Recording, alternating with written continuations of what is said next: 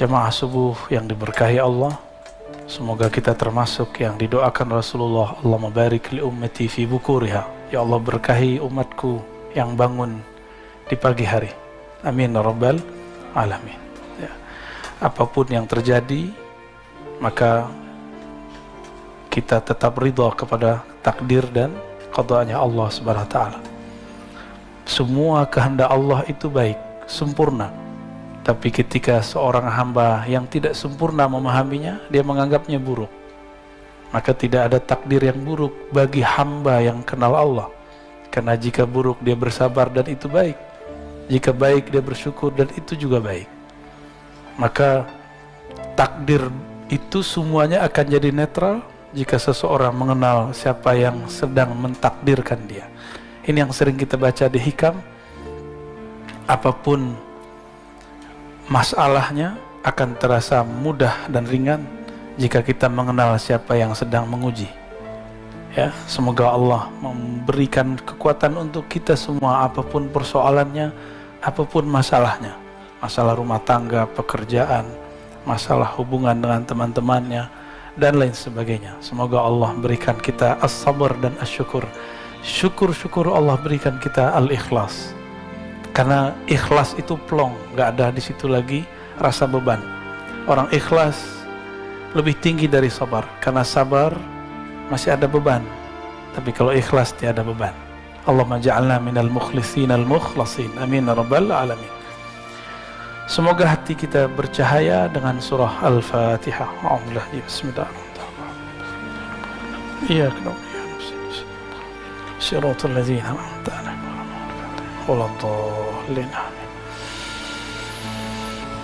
Kita masuk ke hikah yang ke-60 ya. Sebentar. Qala Ibn Ta'illah bisanadina al-muttasil laih ma basaqat. Kelihatan ya, nomor 60. Anggap aja kayak baca Iqra. Ma basaqat aghsanu dhullin illa ala bidhri tama'in. Di sini ada kata kuncinya. Kata kuncinya pada dhul dan tama'. Tidak mungkin ada kehinaan kecuali karena ada ketamaan, ketamakan. Tama'. Jadi tama' bahasa Arab bisa positif, berarti keinginan, bisa negatif, berarti keinginan yang berlebihan. Di dalam surat As-Sajdah ada kalimat wa tama'a, itu berarti berharap. Dan tidak masalah kalimat itu, tapi dalam istilah Al-Quran itu lebih umum daripada istilah bahasa hadis ataupun bahasa harian. Contohnya di Quran ada lafaz dabbah, pernah dengar? Wa ma min dabbatin fil ard illa 'ala Allahi rizquha. Tidak adalah satu binatang melata atau hewan melata ataupun manusia yang berjalan di muka bumi kecuali Allah jamin rezekinya. Kata dabbah artinya semua yang jalan di bumi. Tapi orang Arab tidak pernah menggunakan istilah ini untuk temannya. Hei dabbah gitu. Karena dabbah artinya binatang yang berjalan. Jadi istilah Qur'ani, mustalah Qur'ani itu istilah yang sangat umum. Nanti ulama-ulama akan berbeda pendapat. Nanti lain lagi di hadis. Salah satu istilah-istilah itu nanti akan jadi perdebatan. Salah satunya yang pernah saya jelaskan di masjid ini, dan masjid ini tidak ada tanggung jawab terhadap yang saya jelaskan. Ya, mungkin teman-teman ada yang bertanya dari kemarin mengenai hadis akhir zaman. Min asyratis sa'ah, di antara ciri-ciri kiamat, ay yaksural jahal, banyak kejahilan, zahir kefasikan, banyak kemudian hal-hal tidak senonoh, wa yaqillur rijal wa taksurun nisa, perempuan sedikit, laki-laki banyak. Lalu saya di sini menyampaikan dan saya katakan masjid ini tidak bertanggung jawab dengan pandangan saya. Jadi kalau ada yang nanti mengatakan, oh masjid MRBJ, air menjadi tidak ada kaitan dengan itu. Itu mutlak adalah tanggung jawab saya. Jika salah, saya minta ampun kepada Allah. Jika benar, nanti kita lihat saja nanti ke depan. Kan Imam Mahdinya belum ada, belum muncul. Ya, apa kata Nabi? Ini bahasa Arabnya, li khamsina. Nih kurang, geriginya kurang satu. Apa ya? Imra'ah al-qayyimul wahid.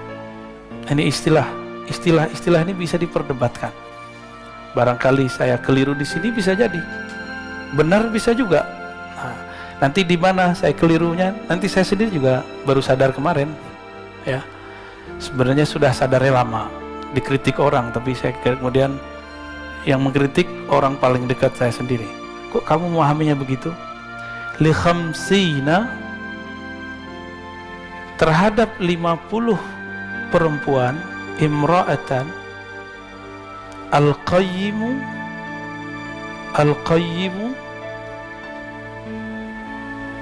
yang qayyim, wahid, satu orang laki-laki.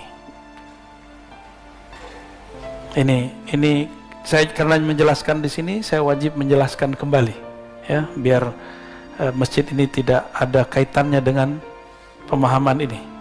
Termasuk saya ngajar di semester sebelumnya, masih sempat ngajar di Ma'had Darus Sunnah, dan Ma'had saya tidak ada kaitannya dengan pemahaman saya ini. Jadi tolong nanti jangan disalah-salahkan pesantren saya, tempat saya ngajar, ya, tempat guru saya dulu mengajari saya. Taib, Al-Qayyim, ini yang jadi perdebatan, benar nggak? Ya, ini yang jadi pertanyaan. Satu laki-laki, 50 perempuan. Udah sering dengar kan dari kecil? Bayangannya apa? 1/50 itu yang terbayang dalam pikiran saya, kata Qayyim waktu itu menikahi. Bisa jadi salah. Kenapa saya mengatakan menikahi? Karena di Quran ada kalimat qawwamuna, ar-rijal qawwamuna 'alan nisa. Laki-laki adalah pemimpin tulang punggung perempuan. Ternyata ini jadi sumber masalahnya, karena perbedaan istilah. Bisa jadi istilah di Quran itu berbeda dengan yang di hadis. Berarti saya salah, gitu. Saya ceklah riwayat-riwayat, ternyata tidak ada yang mendukung masalah ini, baik pro ataupun kontra, karena memang nggak ada lagi riwayatnya. Kalau di riwayat lain cuma disebutkan 40. Di riwayat Imam Muslim ada 50, ada 40 seingat saya. Kalimat 50 dan 40 dalam bahasa Arab itu disebut lit taktsir, menunjukkan banyak, nggak mesti 50. Bisa saja cuma 10 disebutnya, bisa di 9. Karena kalau 9 dalam mazhab Daud al-Zahiri masih diperkenankan. Tapi itu bukan mazhab yang mu'tabar. Mazhab saya sampai sekarang masih mazhab Syafi'i. Dan saya tidak mau melanggar ijma. Ya. Ada yang bertanya, apakah antum melanggar ijma? Tidak. Terus kenapa ngomong begitu? Mana ada dalilnya kemudian membolehkan menikahi, menghalalkan nikah 50? Dalam pemahaman saya, kalimat ini adalah izin Rasulullah untuk menikahi 50. Itu pemahaman saya yang basic. Tapi ternyata tidak semua orang memahami hal itu, karena kata qayyim di dalam istilah bahasa Arab, mayyaqumu ala umurihinna, yang mengurusi urusan perempuan, makannya, minumnya. Tapi kan perempuan juga ada urusan biologis.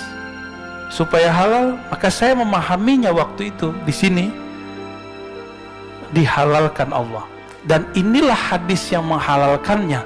Jadi bukan sekedar pemahaman bahwa nanti ada imam kemudian berijtihad membolehkan, enggak, tapi karena hadis ini.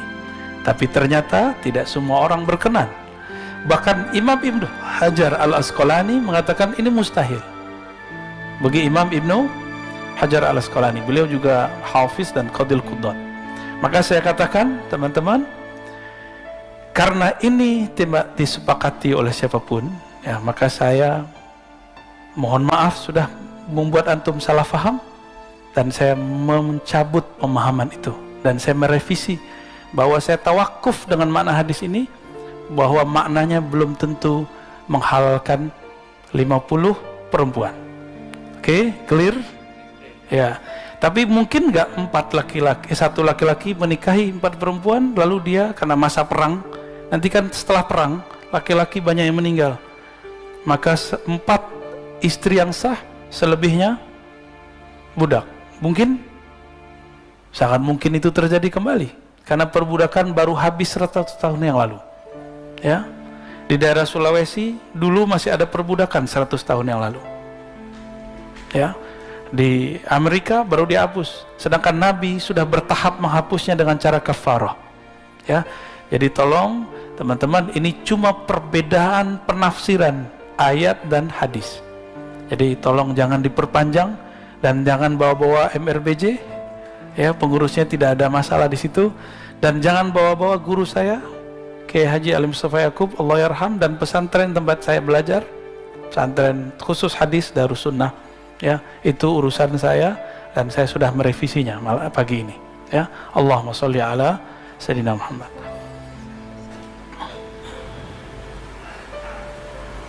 Dan dulu di masa-masa terdahulu, pernahkah ada Nabi menikah lebih dari 4, dari 9, 10? Hatta Nabi sendiri 11 istri. Nabi Daud disebutkan di Quran 100 istri, 99 tambah 100. Berarti di syariat terdahulu pernah ada. Dengan hadis yang tadi, pemahaman saya dulu, boleh jadi syariat itu dikembalikan. Namun tidak semua ulama kita membahas itu dan memang tidak berkenan. Ya, clear ya. Jadi nggak usah banyak simpang siur lagi, dan silakan antum sampaikan ke teman-teman yang mungkin mempertanyakan ini. Ini persoalan memahami teks. Siapa tahu satu lafaz di Quran berbeda makna dengan lafaz di hadis. Apalagi zaman ini. Apalagi zaman ini. Jarak kita dengan baginda Rasul sallallahu alaihi wasallam sudah 1443 tambah berapa tuh? Tambah beliau di Madinah, tambah beliau di Mekah. Baik. Kapan kehinaan akan muncul? Ketika ketamaan bersemi di dalam diri. Ya, ala bidri tama'in, jika ini disemaikan ketamaan, enggak dibersihkan, justru malah disemaikan. Nah, ini yang kemudian jadi catatan Imam Ibnu Athaillah As-Sakandari, jangan pernah sama sekali merawat ketamaan. Sifat tamak jangan dirawat, itu maksudnya. Tamak itu sifat dari hewan ternak. Makanya hewan ternak itu hina. Tapi sehina-hinanya hewan ternak seperti babi, babi tidak pernah mengingkari takdirnya ketika dia tidur di kotorannya sendiri. Pernah nggak babi mengingkari takdirnya? Tidur di kotorannya sendiri, bahkan nggak ada makanan dia makan kotorannya sendiri. Itu babi pernah protes nggak? Jadi kita ini untuk masalah takdir kalah sama babi. Itu perkataan Imam Sya'rani. Anjing, kata Imam Sya'rani, anjing itu galak tapi tidak tamak. Kata beliau, guruku salah satunya adalah si guguk alias anjing. Maksudnya apa? Saya bingung. Karena dalam pikiran alam bawah sadar orang Indonesia khususnya, anjing itu najis karena mazhab Syafi'i. Tapi ternyata di mazhab Maliki tidak. Di mazhab Maliki anjing tidak najis. Kata Imam Sya'rani, lihatlah apabila anjing makan, itu dia kalau sudah kenyang, walaupun dagingnya masih banyak, daging yang dia santap masih banyak, dia tinggalkan. Dia nggak bawa tabungan buat besok gitu, bekal buat besok. Ada nggak anjing begitu? Maka segalak-galaknya anjing tidak tamak. Kita sudahlah galak, emosional, rakus, tamak lagi. Nauzubillah min dzalik. Semoga Allah menyembuhkan ketamaan di dalam diri kita semua. Amin ya rabbal alamin.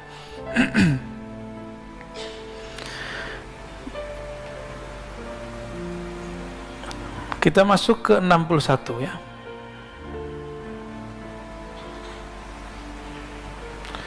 Ma qadaka syai'un mislul wahmi. ma qadaka syai'un mithlul wahmi. Tidak adalah yang mengikatmu lifestyle, gaya hidup. Ini mainnya di sini ya.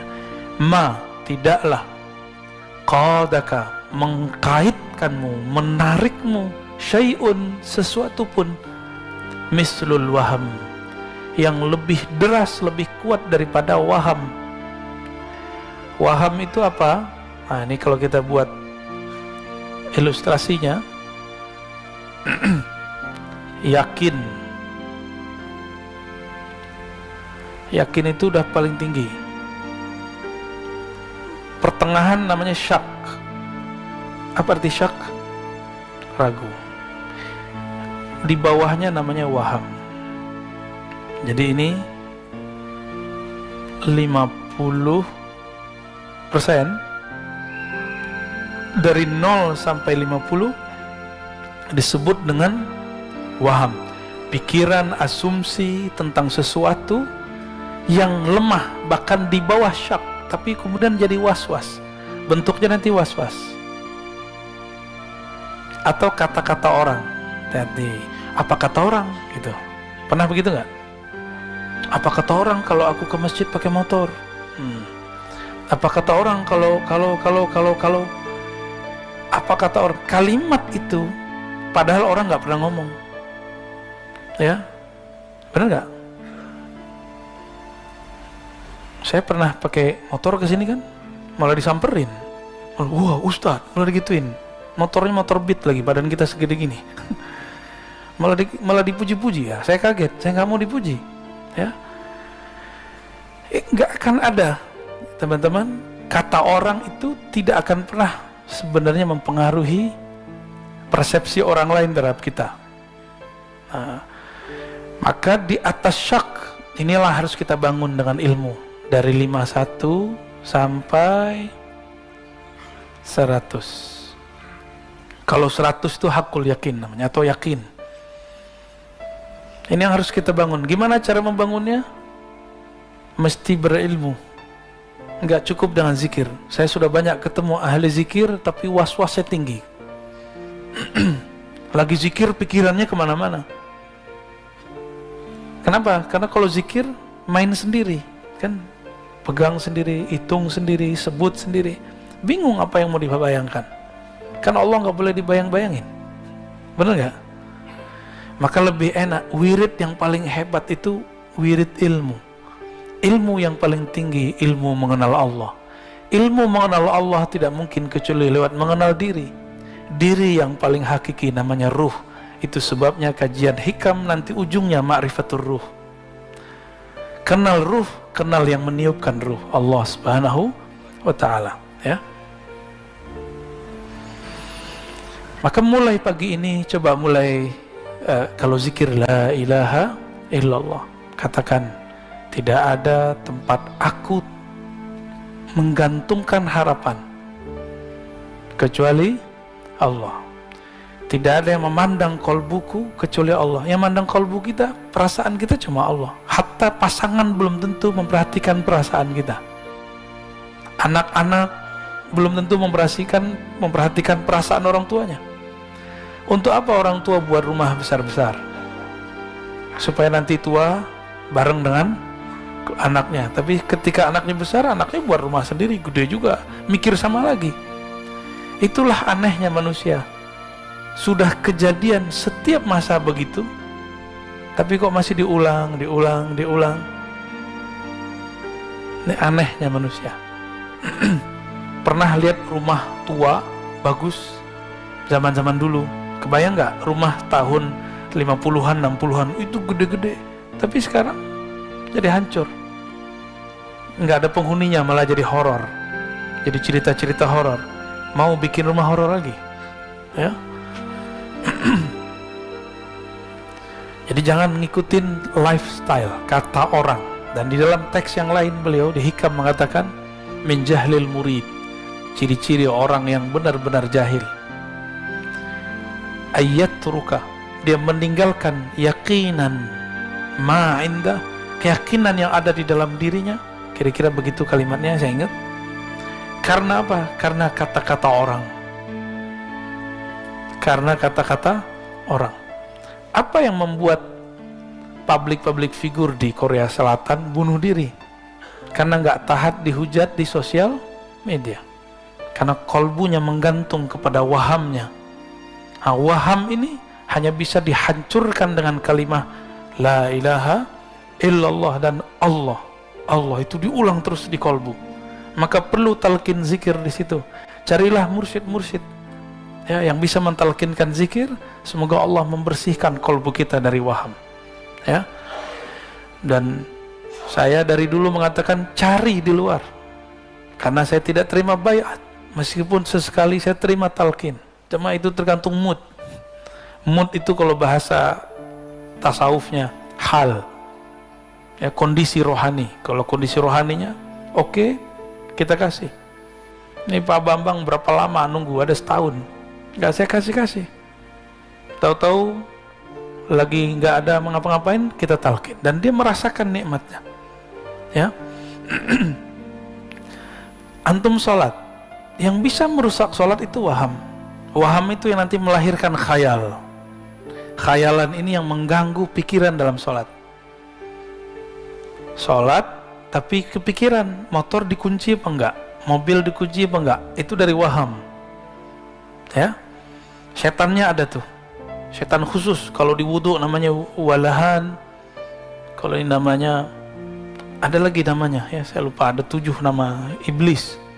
Kalau sekarang boleh disebut iblis berbintang 4. Jadi ada 7 tuh iblisnya. Ada iblis yang adu domba, saut namanya. Ada iblis yang membuat suami istri, teman dengan teman, kelompok dengan kelompok, majelis dengan majelis berselisih. Itu namanya dasim. Ada rumah tangga kacau, itu dasim bekerja. Ada jamaah berselisih, itu dasim bekerja. Mohon maaf, pengurus masjid tengkar, itu dasim bekerja. Maka mengurusi masjid harus dengan prinsip ta'awuz. A'udzubillah minasyaitonir rajim. Pasti banyak kata-kata orang, dan jangan terganggu dengan kata-kata orang. Ya, yang mengizinkan orang itu berkata-kata siapa? Ridho nggak kepada Allah? Maka jangan pandang dia, pandanglah yang menggerakkannya, Allah Subhanahu wa Ta'ala. Ini modal saya menjalani hidup. Maka wajar Allah itu, hadis dalam hadis Nabi SAW menyebutkan iman itu 6 rukunnya, dan kalimat percaya hanya dizahirkan di hadis yang nomor pertama dan nomor ke-6. Percaya kepada Allah, dan yang terakhir, engkau percaya kepada takdir. Mau bahagia, percaya kepada takdir Allah, bahwa semua yang Allah kasih itu baik, gak ada yang gak baik. Ketika Rasulullah SAW dilempari oleh orang Taif, Rasulullah mengeluh gak takdirnya? Nah, Rasulullah ngeluh gak, curhat gak ke Jibril? Curhat ke Jibril? Curhat ke Abu Bakar? Enggak. Abu Bakar melihat Nabi berdarah-darah nangis. Abu Bakar luka, tapi dia gak merasa sakit. Dia sakit ketika kasihnya disakiti. Dia sakit karena nabinya disakiti. Dia sedih ketika gurunya, sang maha gurunya bersedih. Tapi Nabi SAW tidak bersedih. Datang Jibril menawarkan bantuan. Kata Nabi, aku tidak butuh engkau wahai Jibril, urus tugasmu. Siapa yang menyuruh kamu turun? Nggak ada. Balik, disuruh pulang Jibril oleh Rasulullah. Itu Jibril kalau mau tinggal kepakin sawat, habis Taif. Maka orang-orang yang mewarisi rohani Nabi, dia tidak akan menyimpan dendam di kolbunya, meskipun orang melemparinya. Semoga kita diberikan rohani seperti itu.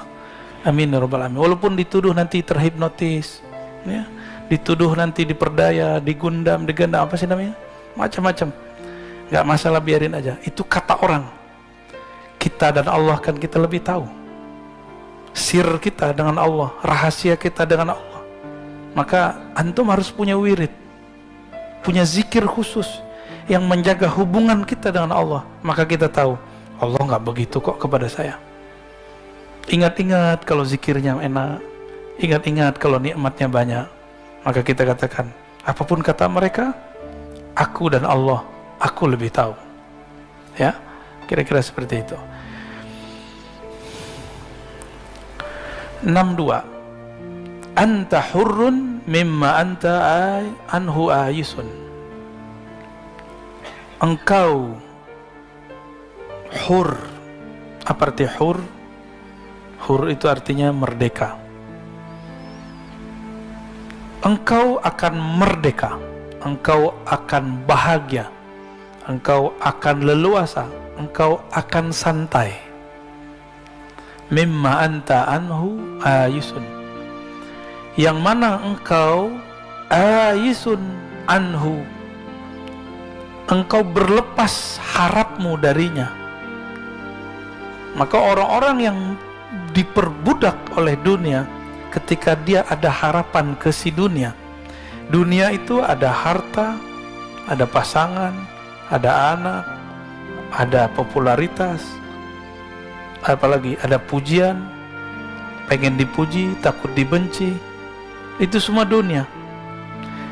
Putuskan hubunganmu dengan semua itu dari batinnya, maka engkau bahagia. Anta hurrun. Jadi kalau antum gak kuat dengerin kata-kata orang di sosial media, tutup sosial medianya. Tapi kalau kuat, biarin aja. Badai pasti berlalu. Rasulullah SAW kuat gak dicaci maki oleh orang-orang kafir Quraisy? Apa kata orang kafir Quraisy? Rasulullah itu majnun.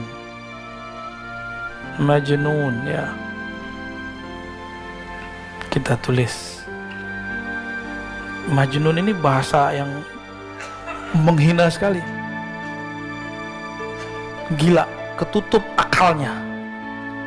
Sahirun. Jadi masih mending saya dituduh dihipnotis, Rasulullah dituduh penyihir. Ya, sahirum mubin. Rasulullah itu penyihir yang nyata. Maka pewaris Rasulullah di setiap masa pasti nanti akan dituduh hal yang serupa. Sallallahu alaihi wasallam. Maka siapa saja yang mewarisi kerohanian Nabi akan juga mewarisi ujiannya Nabi. Al ulama warasatul anbiya. Ulama yang takut kepada Allah, bukan yang pintar baca kitab, bukan yang bergelar. Al ulama dalam Al-Quran yang takut kepada Allah, yang kenal Allah. Warasatul anbiya, akan mewarisi para nabi. Maka Nabi mengatakan asyaddun nas bala'an, manusia yang paling banyak diuji al-anbiya, summal ladzina yalunahum, summal ladzina yalunahum. Di riwayat kedua summal amsal, summal amsal. Yang paling banyak diuji dan yang paling keras goncangannya adalah para nabi, lalu pewaris para nabi, lalu pewaris gitu. Siap berjuang. Ahlul Badar disebut apa? Disebut orang jobless, nyusahin orang. Ansor itu Abu Hurairah dituduh budak perut, budak makan.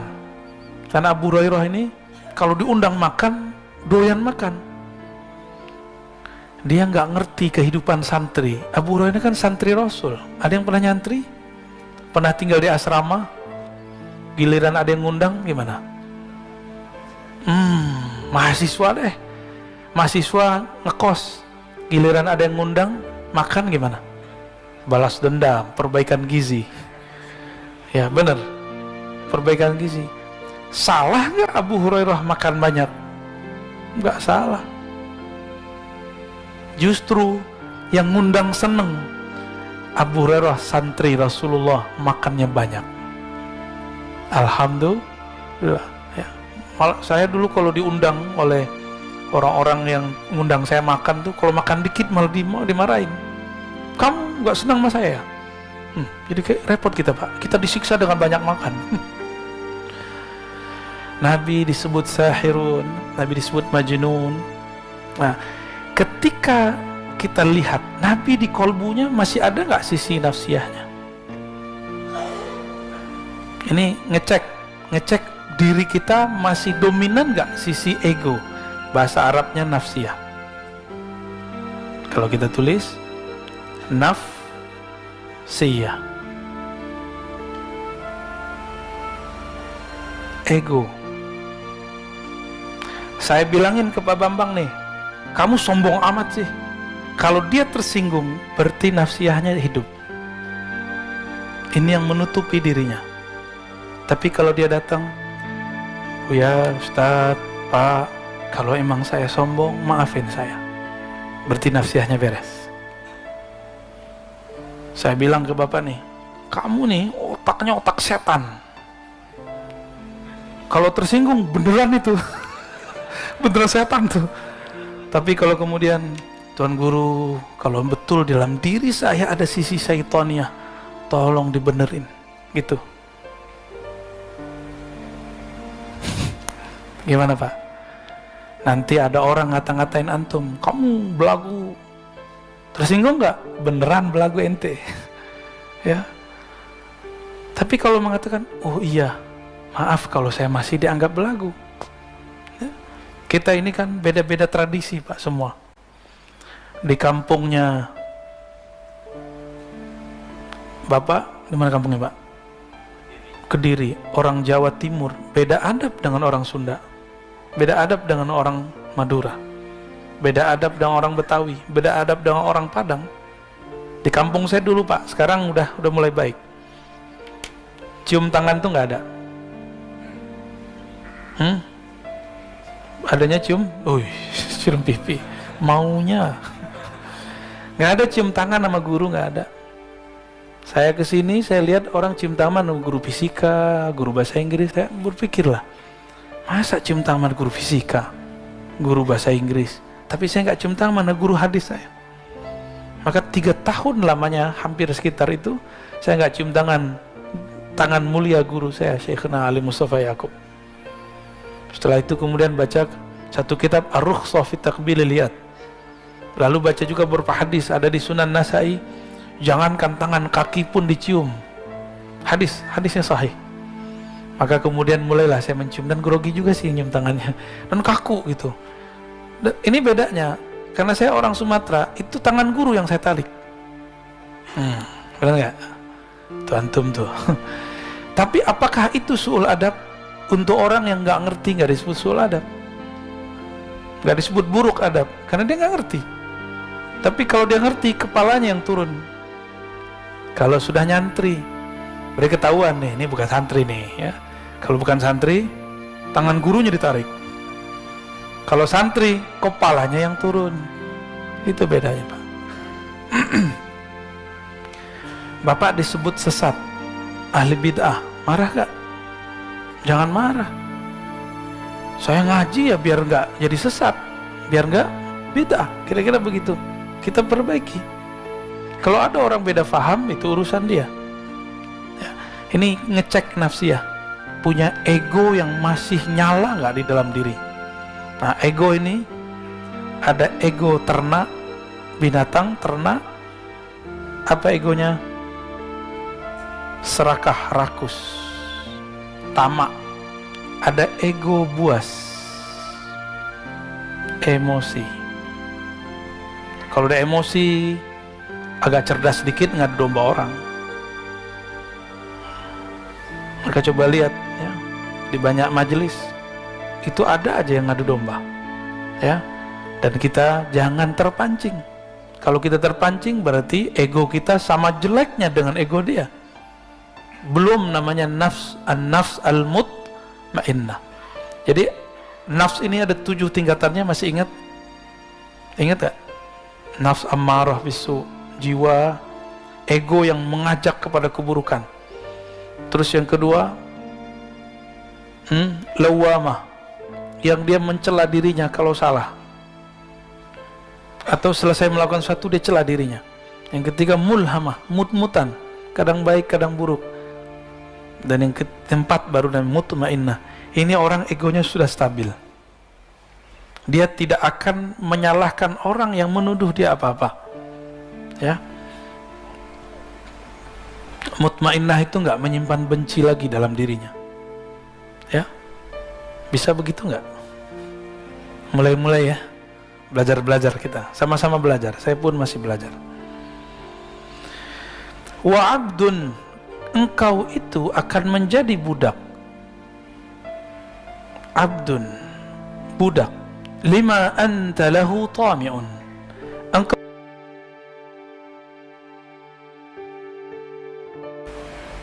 abdun, budak. Lima anta lahu tami'un, engkau budak terhadap sesuatu yang engkau rakus terhadapnya, engkau tamak terhadapnya. Semua kita tamak, pengen punya duit banyak, benar nggak? Benar? Jujur aja lah, bilang iya. Sama kita berarti, ya. Tapi dengan belajar hikam, direm dikit, sedikit. Buktinya apa? Kita untuk mendapatkan harta, kita bekerja, berangkat pagi, pulang sore. Bahkan ada yang pulangnya besoknya lagi, sore, pagi besoknya. Kenapa? Karena tawami'un, menginginkan dapat dunia. Antum kira teman-teman yang menghibur kita di TV, selebriti, para artis, komedian itu bahagia? Belum tentu dia bahagia. Walaupun dia bisa bikin orang ketawa, bisa jadi dalam dirinya ada masalah yang sangat banyak. Tapi hebatnya komedian itu, dia masih bisa menghibur kita walaupun dirinya bermasalah. Kalah kita, Pak. Kita masalah dikit, wajahnya langsung kacau, gak bisa menghibur orang. Kita kalah sama mereka. Mereka bisa menyembunyikan masalahnya dikit. Kita katanya rajin sholat, rajin zikir, rajin tahajud, rajin jamaah. Kesel dikit disebut, beda faham dikit kemudian menyalahkan orang. Nauzubillah min dzalik.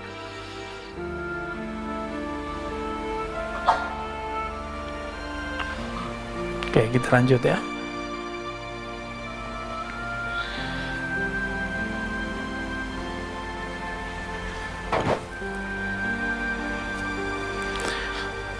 Man lam yuqbil 'ala Allah bimulatafatil ihsan qida ilaihi bisalasilil imtihan. Siapa yang tidak menghadap kepada Allah dengan kelembutan ihsan,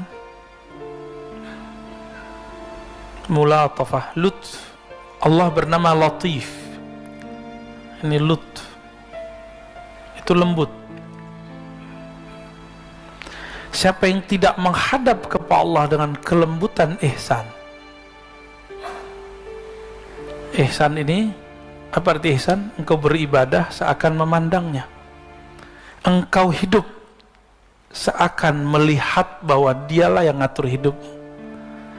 Siapa yang hidupnya tidak dengan cara ini, maka setiap hari dia akan tersiksa.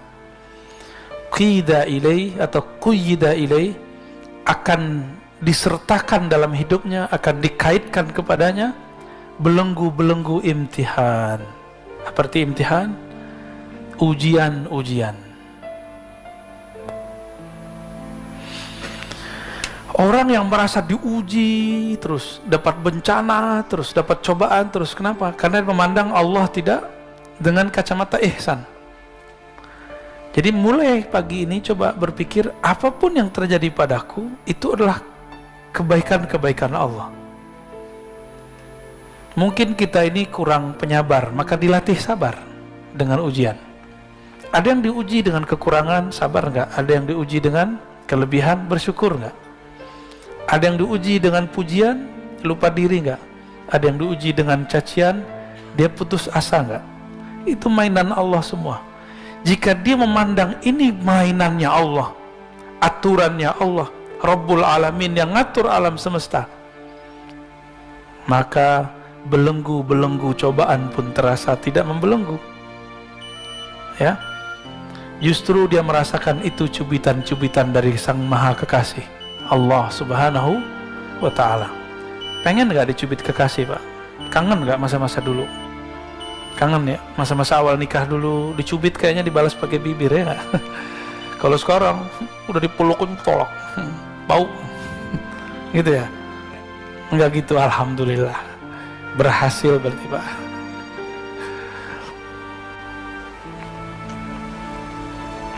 Kalau kawan-kawan kayak ahbab tabligh itu, kalau di rumah itu sudah mulai suntuk, khuruj dulu. Pulang-pulang rindu seperti orang baru menikah lagi. Tuh bisa belajar sama teman-teman tabligh Pak ya. Man lam yashkurin ni'am faqad ta'arrada li zawaliha. Siapa yang tidak mensyukuri nikmat-nikmat. Ni'am itu nikmat-nikmat, jamak dari ni'mah. Faqad ta'arrada li zawaliha. Dia sedang menantang Allah untuk menghilangkan nikmat itu. Nikmat itu jangan dibayangin duit doang. Ini kebanyakan kita mikirin duit, rumah, apalagi sehat. Enggak, semuanya. Apa aja. Ilmu ini nikmat gak? Nikmat gak? Bersyukur itu berterima kasih. Bahasa Arabnya syukur. Terima kasih itu bahasa Indonesianya.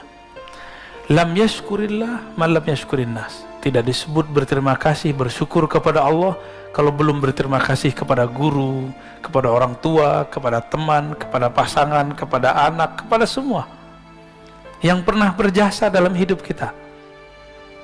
Gitu, ya. Maka saya sendiri berterima kasih kepada orang yang menegur saya. Inilah manhaj Imam Al-Ghazali. Imam Ghazali mengatakan, jika engkau tidak ketemu mursyidmu, karena mursyidmu mungkin tidak tiap hari, maka lihatlah musuhmu.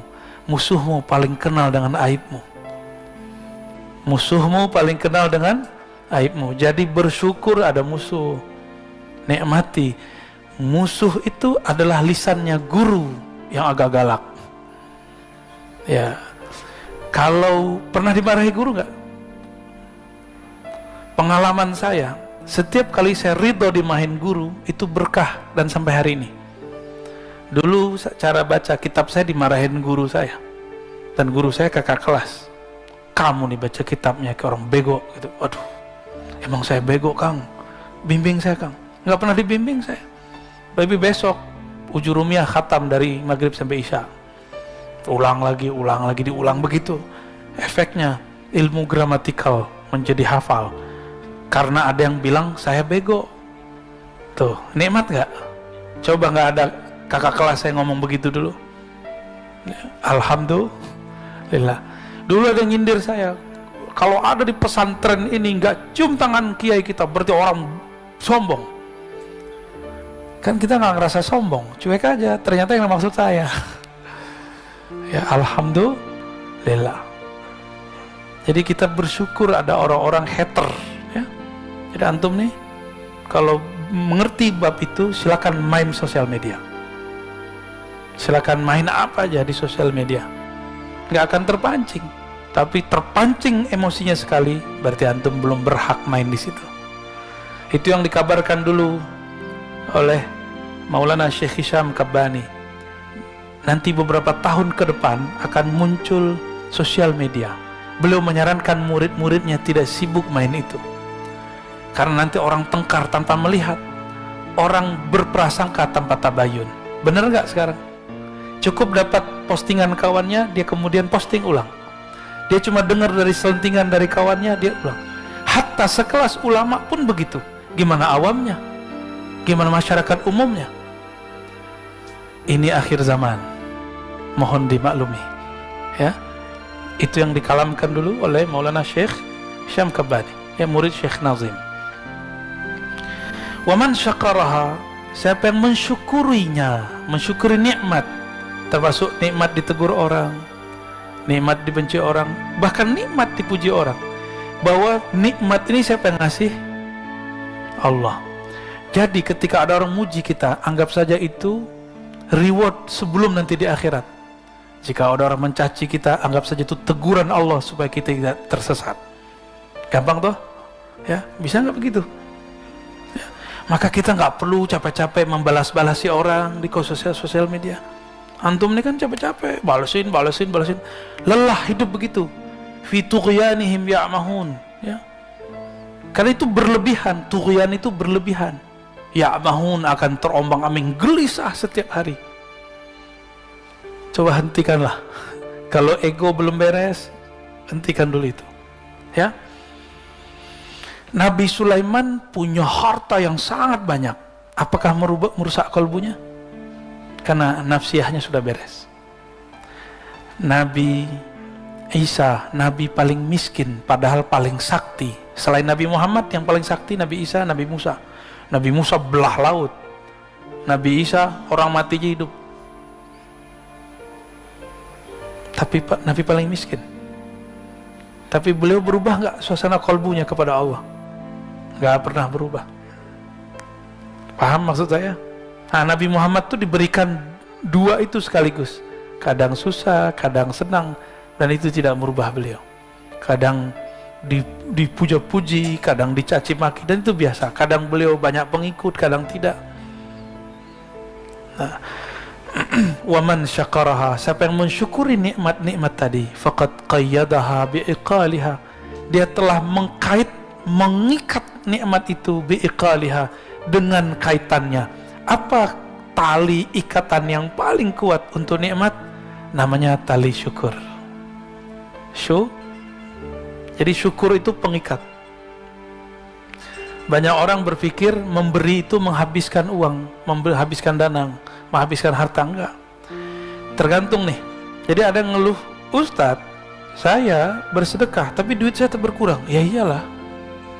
Bener nggak? Waras gak ente? Bukan gitu maksudnya. Katanya berkah. Nah, dia lupa. Keberkahan itu nggak mesti dibalasi dengan angka. Saya sangat banyak melihat orang yang hari-harinya suka berbagi. Allah berikan kenikmatan bahagia dalam dirinya.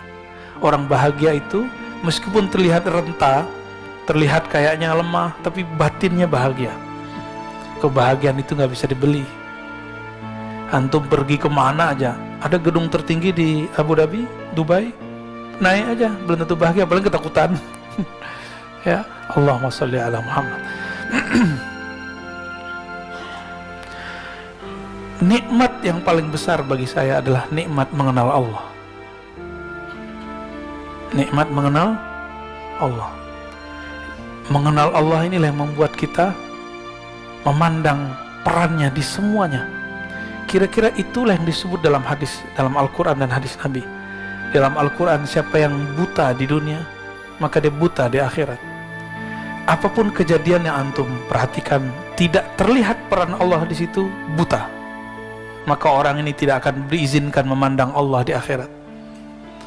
Ingin memandang Allah?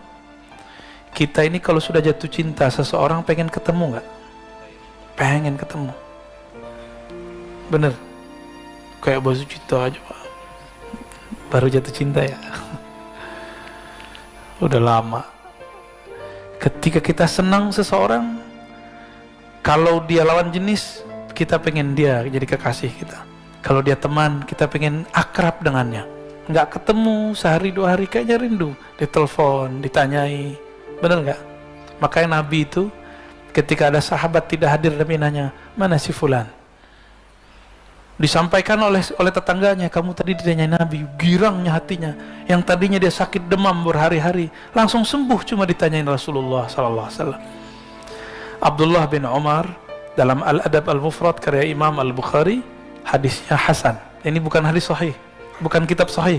Kitab selain sahih namanya Al-Adab Al-Mufrad karya Imam Al-Bukhari. Satu kali dia jatuh atau apa di riwayat itu, lalu kakinya sakit dan sulit jalan. Ada orang ingat Abdullah bin Umar ini kalau disebut nama Nabi Muhammad oleh orang yang tepat, pasti sembuh.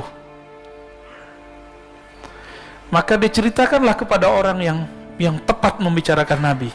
Orang itu kemudian datang kepada Abdullah bin Umar. Apa kata orang itu?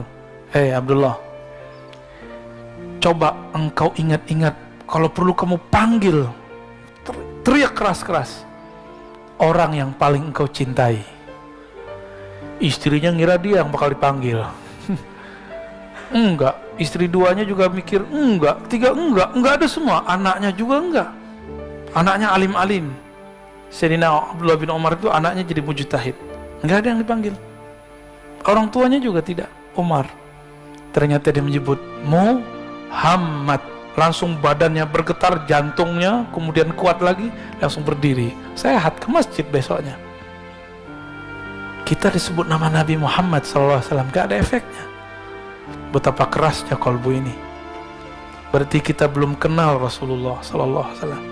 Kullul qulub ilal habibi tamilu.